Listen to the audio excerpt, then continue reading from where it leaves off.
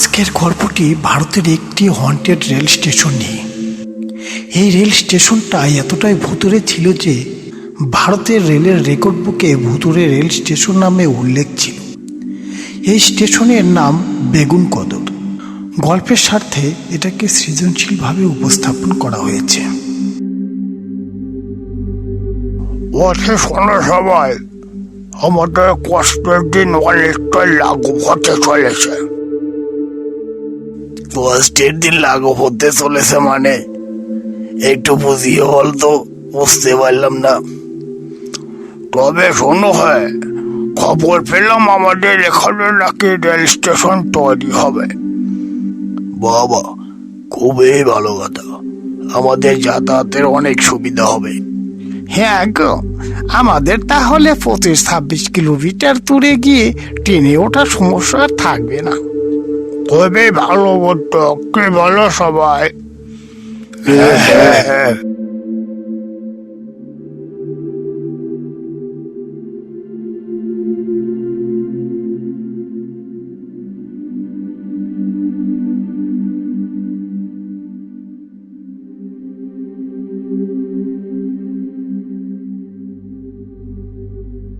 আপনাদের এখন তো অনেক সুবিধা হলো, কি বলেন? তা যা বলেছেন, খুব সুবিধা হলো। অনেক কষ্ট করে আমাদের যাতায়াত করতে হতো জানেন তো। অনেকদিন পর এই সমস্যার সমাধান হলো। তা আপনার খাওয়া দাওয়া কোথায় স্টেশন মাস্টার সাহেব? এই তো এখানেই, আমাদের জন্য এখানে একটা কোয়ার্টার করা হয়েছে, এখানেই থাকা খাওয়া। বেশ ভালো, কোনো অসুবিধা হলে বলবেন। আমরা গ্রামের লোকজন, আপনাদের কোনো রকম অসুবিধা করব না। ঠিক আছে ঠিক আছে। দিনের কর্মব্যস্ততা শেষে রাত নেমে এলো। স্টেশন মাস্টার ও তার স্ত্রী এখানেই সরকারি একটা কোয়ার্টারে থাকে। স্টেশনটিতে কোনো প্ল্যাটফর্ম ছিল না, ছিল শুধু একটা স্টেশন, আর সেখানে ছিল একটা টিকিট কাউন্টার। প্রতিদিন শিডিউল মেনে ট্রেন আসতো, আর যাত্রী নিয়ে ট্রেন ছুটে চলতো পরের গন্তব্যে। গ্রামের লোকজন খুব খুশি ছিল এখানে একটা স্টেশন হওয়ায়, কেননা এতে এই অজপাড়া গ্রামের মানুষজনগুলো যাতায়াতের অনেক সুবিধা হয়েছিল। কিন্তু সেই সুখ বেশি দিন তাদের সইল না। দিন শেষে নেমে এলো আঁধার, আর এই আঁধার যেন নিয়ে এলো এক ভয়ঙ্কর অশুভ সূচনা।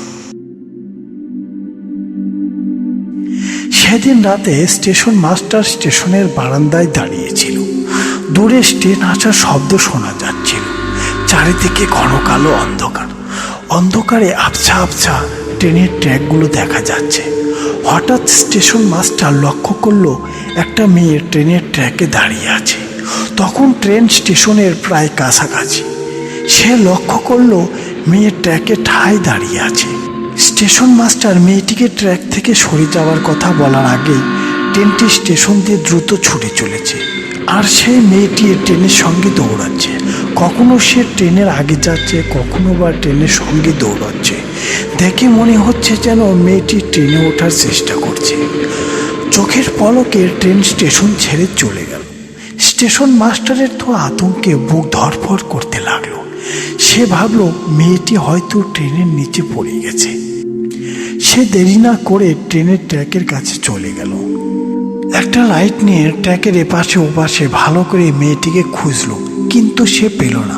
ঘরে গিয়ে সে তার স্ত্রীকে সব খুলে বলল, কিন্তু তারা কিছু বুঝে উঠতে পারছিল না। কি ব্যাপার স্টেশন মাস্টার, আপনাকে খুব চিন্তিত মনে হচ্ছে। আপনার কোনো অসুবিধা হচ্ছে না তো? আমাদের অবস্থান দেখি আপনাদের কোনো অসুবিধা করলাম না তো? না না, তেমন কিছু না। আচ্ছা, আপনাদের গ্রামে কি কোনো মেয়ে নিখোঁজ বা পাওয়া যাচ্ছে না, এমন কোনো খবর আছে নাকি? কই না তো, তেমন কিছু হলে তো আমরা জানতে পারতাম। না না, এমন কিছু তো শোনা যায়নি। কোনো সমস্যা? না না, তেমন কিছু না, এই বললাম আর কি। এই কথার আড়ালে তো কিছু আছে মনে হচ্ছে। স্টেশন মাস্টার চুপ করে গেল। সে ভাবলো গত রাতে ঘটে যাওয়া বিষয়টা কি তাদের জানানো ঠিক হবে কিনা। বললে কি তারা তার কথা বিশ্বাস করবে? দাদা, যদি কিছু মনে না করেন, বিষয়টা কি বলা যাবে? যদি আপনার কোনো আপত্তি না থাকে। স্টেশন মাস্টার সব কথা তাদের খুলে বলল। গত রাতে সে যা যা দেখেছে সব তাদেরকে ঘটনাগুলো পুঙ্খানুপুঙ্খানু বলল। কি যে বলেন দাদা, আমাদের গ্রামের সন্ধ্যা না হতেই সব ছেলে মেয়েরা ঘরে চলে যায়। রাতে তো কেউ বেরই হয় না, আর একা একা একটা মেয়ে তো বেরই হবে না। তা তো ঠিকই বলেছেন। এটা আমার হয়তো মনেরও ভুল হতে পারে, হয়তো রাতের অন্ধকারে চোখে দেখা ভুল। প্রকৃতির নিয়ম মেনে দিনের পরে রাত হলো। সেদিনও প্রতিদিনের মতো স্টেশন মাস্টার স্টেশনেই দাঁড়িয়েছিল। সে গতকালের ঘটে যাওয়া ঘটনা কিছুতেই ভুলতে পারছিল না। ট্রেনের ট্র্যাকের দিকে অপলক দৃষ্টিতে তাকিয়ে তাকিয়ে সে সবই ভাবছিল। দূরে ট্রেনের শব্দ শোনা যাচ্ছে, আর কিছুক্ষণের মধ্যেই ট্রেন বেগুনকোদর স্টেশনের সামনে দিয়ে তীব্র গতিতে অতিক্রম করে যাবে। আচমকায় কোথা থেকে যেন সেই মেয়েটি আবার ট্র্যাকের সামনে দাঁড়িয়ে আছে। ট্রেন আসার সঙ্গে সঙ্গে গতকালের মতো আজও মেয়েটি ট্রেনের সাথে দৌড়াচ্ছে। দেখে মনে হচ্ছে যেন ট্রেনে সে উঠতে চাইছে। ট্রেন স্টেশন অতিক্রম করার সঙ্গে সঙ্গে রহস্যজনকভাবে মেয়েটি আবারও উধাও। স্টেশন মাস্টার এবার এটাকে চোখের ভুল বলে মেনে নিতে পারল না। পরের দিন সকালে সেই গ্রামবাসীদের এই কথা জানালো। কি যে বলেন দাদা, আপনার শরীর ঠিক আছে তো? বলছি দাদা, আপনি লেখাপড়া জানা মানুষ, আপনি এটাকে কিভাবে নিচ্ছেন? আমি কিন্তু ঘটনাগুলো সাধারণভাবে নিচ্ছি না। প্রথম দিন এটাকে চোখের ভুল ভেবে নিলেও গত রাতের ঘটনার পর এটাকে আমি চোখের ভুল বলে উড়িয়ে দিচ্ছি না। কি যে বলেন দাদা, আমরা গ্রামের মানুষ, আমাদের ভূত পেতে বিশ্বাস থাকলেও আপনারা শিক্ষিত চাকরিজীবী মানুষ, আপনারাও শেষমেশ ভূত পেতে বিশ্বাস করেন। বিশ্বাস কেন বলছেন? আমি তো অস্তিত্ব পেয়েছি, আমার চোখের সামনে দেখেছি। এটাকে তো চোখের ভ্রমও বলতে পারবো না। তাহলে মশাই আমাদেরকেও একটু দেখার সৌভাগ্য করে দিন। হ্যাঁ হ্যাঁ, ছোটবেলা থেকে শুনেছি, কিন্তু আজও দেখতে পাইনি।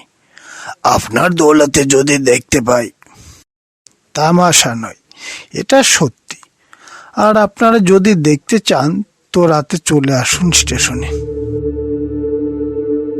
ওরা ঠিক করলো যে আজ তারা রাতে আসলে কি ঘটনা ঘটছে এটা তারা দেখবে।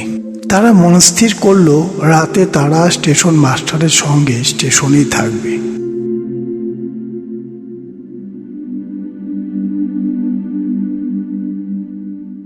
কই দাদা, কাউকে তো দেখতে পাচ্ছি না। আদৌ কি কিছু আছে? আমাদের সঙ্গে মজা করছেন না তো? এত বিচলিত হচ্ছেন কেন? একটু অপেক্ষা করুন, ট্রেনটাকে তো আসতে দিন, তারপরে না হয় মন্তব্য করবেন। ওরা সবাই কথা বলছিল, অপেক্ষায় আছে ট্রেন আসার। মনে সবার একটাই কথা ঘুরপাক খাচ্ছে, আসলেই কি এখানে কোনো অশরীরী আছে? ভাবতে ভাবতে অদূরেই ট্রেনের হুইসেল। ওরা সবাই আর চোখে তাকিয়ে কান পাতল ট্রেনের শব্দ শুনে। স্টেশন মাস্টার আঙ্গুল দিয়ে ট্রেনের ট্র্যাকের দিকে নির্দেশ করে কিছু একটা দেখালো। ওরাও ট্র্যাকের দিকে চোখ দিতেই নিজের চোখকে বিশ্বাস করতে পারছিল না। ওরা দেখলো ট্রেনের সঙ্গে সঙ্গে কোনো একটা মেয়ে দৌড়াচ্ছে। দেখে মনে হচ্ছে সে ট্রেনে উঠতে চাইছে। সে কখনো বা ট্রেনের আগে দৌড়াচ্ছে, কখনো বা ট্রেন তাকে অতিক্রম করছে। মুহূর্তের মধ্যে ট্রেন স্টেশন অতিক্রম করে চলে গেল। ওরা ট্র্যাকের সামনে গিয়ে দেখে মেয়েটি কোথাও যেন উধাও হয়ে গেছে। এপাশ ওপাশ ওরা ভালো করে টর্চ লাইট জ্বালিয়ে খুঁজলো, কিন্তু কাউকে তারা দেখতে পেল না। এভাবে দিনের পর দিন ঘটতে থাকলো এই ধরনের ভৌতিক ঘটনা। ঘটনার জানাজানি হবার পর থেকে মানুষ সন্ধ্যার পর আর ওই স্টেশনে আসে না। যে স্টেশন মাস্টার এসেছিল সেও সেখান থেকে চলে যায়। শুধু ওই স্টেশন মাস্টার নয়, পরবর্তীতে যারা যারা এখানে এসেছিল স্টেশন মাস্টার হয়ে, তারাও সেখানে টিকতে পারেনি। ধীরে ধীরে স্টেশনটা ভুতুড়ে স্টেশন হিসেবে চিহ্নিত হয়। অবশ্য কোনো এক সময় একটি প্যারানর্মাল রিসার্চ গ্রুপ সেখানে আসে দেখতে যে আদৌ এখানে ভূত পেত বা নেগেটিভ এনার্জি আছে কিনা। তারা সঙ্গে নেগেটিভ এনার্জিকে চিহ্নিত করার জন্য বিভিন্ন ধরনের প্রয়োজনীয় ইনস্ট্রুমেন্টও নিয়ে আসে, কিন্তু সেখানে কোনো ধরনের নেগেটিভ এনার্জি তারা দেখতে পায় না বা ভূতের কোনো ঘটনাও তারা চাক্ষুষ করতে পারেনি। অনেক বছর পরে অবশ্য স্টেশনটি আবার খুলে দেওয়া হয় জনসাধারণের জন্য। মানুষের ভিতরে সেই আগের মতো আতঙ্ক অনেকটাই কমে গেছে।